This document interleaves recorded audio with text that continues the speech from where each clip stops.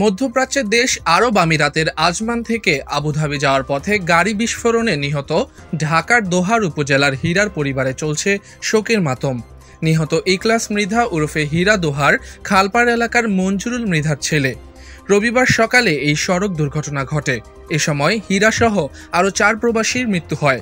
নিহত বাকি 4 জন হলেন নবাবগঞ্জ উপজেলার বালেঙ্গা গ্রামের লুৎফর রহমানের ছেলে মোহাম্মদ রানা, আব্দুল হাকিমের ছেলে মোহাম্মদ রাশেদ, শেখ ইরশাদের ছেলে মোহাম্মদ রাজু, শেখ ইব্রাহিমের ছেলে ইবাদুল ইসলাম।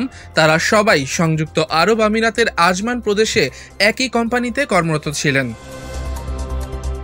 সোমবার 8 জুলাই দুপুরে উপজেলার দোহার খালপাড় এলাকায় নিহত হীরার বাড়িতে গিয়ে দেখা যায় এক হৃদয় বিদারক পরিবেশের। পিতামাতার 2 সন্তানের মধ্যে হীরা ছিলেন বড়।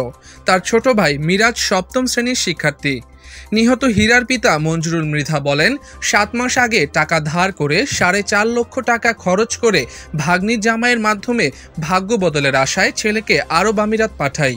ভেবেছিলাম ঋণের টাকা পরিশোধ করে সুখের মুখ দেখব, কিন্তু তা আর হলো না।